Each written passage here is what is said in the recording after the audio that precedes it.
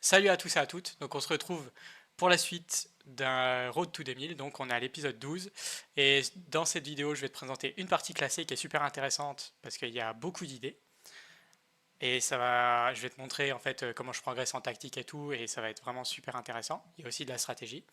Et à la fin de la vidéo j'ai aussi eu deux commentaires sur la Kings Indian Attack, une question bien particulière que j'ai vue deux fois dans les commentaires, donc je vais y répondre en fin de vidéo. Donc tu peux lâcher un pouce bleu pour soutenir la chaîne et si tu aimes bien le contenu. Et abonne-toi, c'est super important pour pareil soutenir la chaîne et tu seras aussi au courant quand il y aura des nouvelles vidéos. On passe tout de suite à la partie. Alors, donc c'est une partie contre un joueur mexicain. Donc comme je te l'ai dit, je suis dans les 1236 Elo, 1220, 40. Voilà, je navigue dans ces eaux-là. Donc j'ai les blancs dans cette partie. Et je vais, comme d'habitude, jouer ma King's Indian Attack. Donc là, il me joue C5, coup que j'ai pas vu souvent, donc sûrement un joueur de Sicilienne. Je continue mon plan, donc toujours pareil, je joue G3, puis fou G2, puis petit roc, et si jamais il joue E5, je joue D3 pour contrer la poussée. Donc je continue, voilà. Il me joue F5, donc là je trouve ça un peu bizarre. Je me dis que ça affaiblit son roi et tout, je sais pas, c'est un peu bizarre, j'ai jamais vu ce truc-là. Je suis même pas sûr que j'ai vu F5 dans d'autres parties. Je m'affole pas, je continue. Petit roc. Donc là, je vois E5. Donc là, je joue D3 directement pour contrer la poussée E4. Et là, il me fait les 4 pions. Donc ça, c'est un dispositif que je n'ai jamais vu. Et là, dans la partie, je me souviens que j'ai hésité avec E4 directement.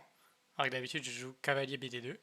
Ou C4, mais je suis pas à l'aise parce que je pousse jamais C4 en fait, parce que j'aime bien jouer C3 pour empêcher le cavalier et tout, c'est un peu mes schémas. Donc là, je ne savais pas quoi jouer.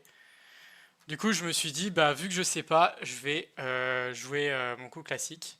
Mais c'était pas catastrophique, mais une assez grosse erreur. Donc j'ai joué cavalier BD2. Mais le problème, c'est que là, il peut pousser, et là, je suis vraiment très mal. Je me suis dit, au pire, je vais échanger, puis ça va donner un truc comme ça. Mais en fait, ça va pas trop pour moi. Parce que il a pris vachement d'espace, il a tout le centre, et c'est pas si évident de casser le centre en fait dans cette position. Donc c'était pas l'idéal ce que j'ai joué. Mais heureusement, mon adversaire a joué cavalier F6. Donc là, je rejoue tour ici pour soutenir la poussée, parce qu'en fait, je me dis que sur E4, il y aura prise, prise, prise. Donc prise du pion, prise. Là, c'est pas bon pour moi, parce que tout simplement, mon cavalier, il est en l'air. Donc là, je me suis dit, c'est pas terrible, pour cette raison en fait. Parce que c'est être trop attaqué et c'est pas assez défendu. Mais en vrai, c'était meilleur que le coup de tour que j'ai joué, qui permet encore au noir de jouer E4 et qui me met encore dans la sauce. Donc il fallait pas jouer ça. Il joue toujours pas E4, donc heureusement pour moi. Et là, je décide enfin de pousser E5 puisque je n'ai plus d'autres coups. Et je me dis que c'est assez soutenu en cas d'échange massif comme ça. Bah là, mon cavalier, il est bien soutenu, protégé. Donc, j'aurai pas ce problème. Donc là, je pousse enfin. Il joue D4. Et là, c'est une énorme erreur. Et là, je ne vais pas trouver parce que c'est une combinaison tactique qui est encore un peu compliquée pour moi. Et comme je te l'ai dit dans la vidéo d'avant, je regarde surtout là les combinaisons tactiques plutôt défensives mais aussi offensives quand même, mais qui démarrent par un échec parce que c'est plus facile pour moi actuellement de m'entraîner sur ça en fait et j'essaie d'automatiser mon chemin de pensée, ouais, mon cerveau sur ça avant. Donc là, ça commence par une prise, donc je ne l'ai pas vu. Donc tu peux mettre là pause si tu as envie de chercher cette position. Donc je vais attendre 2 secondes et tout. Voilà. Et je vais te montrer donc, ce qu'il fallait jouer. Donc là, en fait, on peut prendre ici, parce que là, il y a une combinaison, c'est qu'en fait, si jamais il prend du fou, donc s'il recule, déjà, je vais te montrer ça. Donc là, on a un pion de plus, et il y a des problèmes partout, en fait. Par exemple, s'il prend, là, il peut même pas reprendre parce qu'il y aura échec. Donc là, c'est une position qui est assez dramatique pour lui. Et s'il prend, En fait, là, il va y avoir cavalier ici. Et là, s'il reprend, comme ça, donc là, il y aura tour là et il y aura double attaque. Donc échec. Donc le roi, par exemple, il peut être défendu comme ça. Et là, on prend juste le fou. Et on se retrouve avec un pion de plus et une pièce de plus mineure. Donc ça ne va absolument pas. Et s'il décide de ne pas prendre, en fait, tu vas voir qu'il y aura des problèmes aussi. Par exemple, s'il décide de protéger comme ceci. Donc là, il va y avoir des problèmes en fait de découverte, comme cela. Et là, la dame, pareil, elle est assez foutue. Donc, le seul coup qu'il peut jouer, c'est celui-là. Sauf que là, on peut prendre. Et s'il prend, en fait, on peut prendre sur échec. Donc, il est foutu aussi. Donc, en fait, il peut pas défendre. Donc, c'est une tactique qui est pas si évidente à voir. Je l'ai raté. Mais c'est pas grave. Donc là, ce que je me dis, en fait, c'est que son centre est très très fort. Et donc, pour attaquer un centre, soit on attaque la chaîne de pions, je crois, à la pointe. Il me semble que j'ai vu ça quelque part. Soit on l'attaque à la base. Donc là, les coups, donc ça, c'est pas évident parce que bah il peut prendre et après je peux pas jouer quoi si je joue comme ça. Donc là, je peux pas attaquer de ce côté. Tu t'en doutes. Donc les coups qui sont intéressants, c'est B4 pour attaquer là. Par exemple, s'il fait ça, ça affaiblit son centre. Et là, je vais pouvoir attaquer ce pion, par exemple, comme ça, puis continuer et tout. Ou même placer des cavaliers assez forts. Enfin bref, il faut calculer quoi. Mais vraiment, on affaiblit le centre. Soit jouer C3, ce que j'ai vu dans la partie, qui est un peu plus simple pour moi à calculer. C'est que là, pareil, j'attaque son centre ici. Et s'il prend, je prends. Et là, son centre est vachement affaibli. Donc il ne peut pas prendre. Donc la partie, elle a continué avec fou E7. Là, j'ai pris, il a pris. Et là, je me suis dit que j'allais attaquer son fou, en fait. Donc là, j'ai pas tant affaibli parce qu'en fait, il a repris, quoi. Mais ça diminue un peu la pression quand même. Et ça met la pression un peu sur ce pion-là. Donc là, je décide d'attaquer son fou. Il recule son fou. Et là, je décide de clouer ici son cavalier. Pour essayer de... En fait, je me suis dit, si je prends, je mets la pression là. En fait, j'aurais pu prendre bien avant, comme tu l'as compris. Parce que là, la tactique, elle reste valable. La tactique du début, c'est que si je prends là, il y a toujours le même problème, c'est qu'il y a trop de pression là. Donc ça lui pose des problèmes directement. Mais j'ai pas fait ce choix-là parce que j'ai pas encore la capacité de calcul assez puissante pour le moment. Donc je menace ici son cavalier pour commencer à faire ça et clouer son cavalier dans tous les sens. Il menace mon cavalier à moi. Donc là, j'ai regardé s'il n'y avait pas des choses, mais en fait, je ne peux absolument pas faire grand-chose. A noter que si j'avais joué la dame ici, j'aurais pu faire éventuellement une fourchette. Je sais ce que je me suis dit dans la partie, hein. C'est pour ça que je te le mentionne là. Donc je décide de ne pas me prendre la tête. Et j'essaye pas de rentrer dans des trucs ultra complexes. J'essaye surtout de ne pas faire d'erreur. Donc je recule mon cavalier. Donc là, il essaye de créer un vis-à-vis avec madame. Mais là, j'ai calculé que je pouvais prendre et que ça ne posait pas de problème en fait. Parce que si jamais il prend, ensuite il va y avoir des coups. Et en fait, je l'ai vu, tu vois, la tactique, quand ça s'est un petit peu simplifié, quand il y a un petit peu moins de pions, quoi. Et je l'ai vu maintenant, en fait, que là, je pouvais lui créer des grosses difficultés, en fait. Donc j'ai vu ce coup-là que j'aurais dû voir avant, mais bon. Donc là, il comprend que s'il peut pas prendre parce qu'il est cloué. Et que là, il risque de perdre, en fait, son cavalier et même un pion. Parce que ce cavalier est trop attaqué. Donc là, je pense qu'il décide de roquer parce qu'il se dit, je suis cloué, c'est chiant et tout. Alors, je veux juste te montrer un truc, c'est qu'ici, j'étais assez content de moi parce que j'ai calculé quelque chose. Et du coup, je calcule de plus en plus. Comme je t'ai dit, j'essaie de calculer quand ça commence par un échec. Et là, ce que j'ai calculé, en fait, c'est dame ici qui fait échec au roi. Et en fait, il n'a pas trop moyen de s'interposer. Donc là, il peut interposer son cavalier. Donc je vais te montrer, par exemple, dame ici. Donc là, il peut interposer sa dame, mais il peut pas parce qu'il y a mon fou. Et le cavalier, c'est le même problème, il perd une pièce. Après ça, Voilà, donc là, il perd une pièce complète, donc ça va pas. Il perd une pièce mineure. Donc ça, c'est pas possible. Là, le fou qui peut s'interposer, c'est pareil, il perd une pièce directement, donc c'est pas possible. La tour, il perd aussi une pièce parce que ma dame, elle est protégée par le cavalier, donc ce n'est pas possible. Et je me suis dit que s'il se déplaçait là, je pouvais faire une fourchette comme ceci. Seul coup, enfin, il peut déplacer son roi, mais ensuite je prends sa tour. Donc là, c'est avantageux pour moi aussi. Mais malheureusement, j'ai calculé jusqu'au bout. C'est que après le déplacement du roi ici, je vois pas trop comment je peux continuer à part prendre, prise et prise, quoi. Donc voilà l'idée. Ou prise du fou, qui est encore plus fort, je pense. Donc j'avais calculé ça. Donc là, j'étais super content. Mais malheureusement, j'ai vu le coup de défense. Donc je me suis pas embarqué là-dedans. Je me suis dit qu'il allait quand même trouver ce coup de défense, je pense. Du coup, j'ai décidé de prendre son cavalier. Et donc, on arrive dans cette position. Et là, il y a un coup. Et là, je suis super content d'avoir trouvé ça. J'ai l'impression qu'il n'est pas si évident à trouver que ça. Même si, ouais, peut-être c'est facile en fait, je sais pas. Mais en partie, c'était pas si facile. Et là, je me suis calmé en fait. Et j'ai commencé à calculer des choses. Et je me suis dit, ok, si je prends là, il prend madame. Si je prends là, il prend madame. Et là, je vais où avec mon cavalier? Je vais nulle part. Et lui, il prend rien non plus. Donc ça fait à peu près égalité.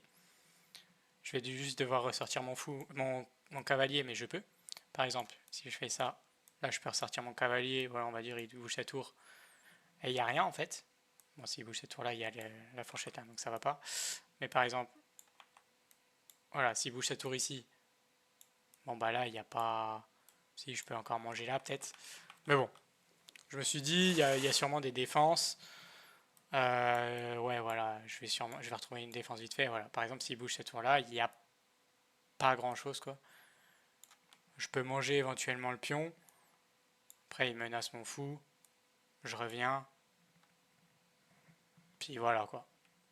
Je sais pas s'il y a vraiment... Bon, j'ai mangé un pion. Ok. Mais là, en fait, je me suis dit, ok, je vais quand même un peu checker justement les différents échecs. Parce que vu que je m'entraîne à ça. Et en fait, bah là, il y a un coup vraiment fort. C'est Dame C4, où il y a aussi Dame B3, qui revient au même. C'est que là, s'il revient là, je peux continuer. Parce que il faut bien qu'il contre-menace ma dame, parce qu'en fait, là, je vais lui manger sa dame. Donc là, s'il bouge son roi, bah, tu comprendras que sa dame, je vais la manger, quoi. Donc il faut qu'il le contre-attaque tout en bloquant l'échec. Le seul coup, c'est ça. Mais là, son fou, il n'est pas défendu. Et du coup, bah, ça va donner ça. Et derrière, je mange sa dame. Donc là, il a joué, il a déplacé son roi. J'ai pris sa dame. Et là, bah, là, ça devient très compliqué pour lui. Donc là, je vais accélérer un peu. Donc là, je vais changer toutes les pièces. Voilà, donc là, il va me tendre un petit piège en essayant de... Si je bouge mon cavalier, bah, il mange ma tour. Mais bon, je vais le voir. Donc là, il mange mon pion. Il déplace sa tour. Ok. Je déplace ma dame. Je prends mon temps, quoi. Je suis tranquille. Il prend. Je prends. Il prend. Je prends sa tour. Qui est plus fort que si on est dans cette position-là. Donc je prends sa tour. Je garde l'attention sur les fous. Il recule son fou. Parce qu'en fait, il se dit que... Je sais pas ce qu'il dit, en fait. Il aurait pu encore défendre comme ça. Et après, bah, je mange son fou là, donc ça ne va pas. Donc là, il recule son fou, sauf que là, je prends sur échec. Il mange, je mange, et il se déplace. Ensuite, je ramène ma pièce qui joue pas. Il vient là. Il joue ce fou là. Et là, bah, pareil, il y a Matan 3, et je l'ai vu aussi, donc je suis super content. Donc j'ai aussi calculé à partir d'un échec. Donc là, pareil, je laisse 2 secondes si tu veux mettre sur pause pour trouver. Il y a tour prend. Donc en fait, le seul coup qu'il peut jouer, c'est la prise du pion. Parce que là, il peut pas bouger, il peut pas manger parce que il y a le fou qui protège. Donc le seul coup possible, c'est la prise. Et là, il y a dame ici. Donc là, le seul coup possible, c'est ceci. Et là, je peux jouer échec avec mon fou. Le seul coup possible, donc là, il peut bouger son roi, c'est de mettre le fou là. et je mets échec et mat. Donc c'est comme ça que j'ai fini la partie. Donc j'étais super content, quoi, parce que j'ai trouvé des combinaisons tactiques et tout. J'en ai raté quand ça démarre par des prises, mais j'ai commencé à voir des combinaisons tactiques qui démarrent par des échecs. Et là, ça m'a permis de gagner. Donc voilà, partie très riche. Donc dès la stratégie au début, des combinaisons tactiques que je vois pas encore avec les prises, mais des combinaisons tactiques que je commence à voir quand ça démarre par des échecs. Donc c'est de très bon augure, quoi, pour la suite. Donc il faut que je continue à vraiment faire les tactiques qui démarrent par les échecs déjà, puis ensuite je verrai plus tard quand ça démarre par des prises, et ensuite je verrai encore plus tard quand ce sera les menaces. Alors je voulais juste revenir à une question qui est revenue dans 2 commentaires différents. Donc je vais juste montrer quelque chose d'assez rapide. Donc c'est des joueurs qui m'ont dit qu'en fait ils avaient des problèmes dans l'attaque est indienne quand on attaquait F2 avec la combinaison du cavalier et du fou. Donc je vais te montrer. Donc voilà, par exemple quelque chose comme ça. Là et ici. Donc ensuite, imaginons que je joue des coups de pion dans un ordre différent. Et là, donc là, il y a un problème parce que donc il y a des joueurs qui ont galère avec ça en fait. Mais là, en fait, tout simplement, les noirs n'ont jamais le temps d'attaquer là parce qu'en fait, il y a petit roc. Et en fait, si jamais ils échangent tout comme ça, en fait, on est content parce que ils ont échangé 2 pièces actives contre une tour moyennement active, la tour du roc, et, euh,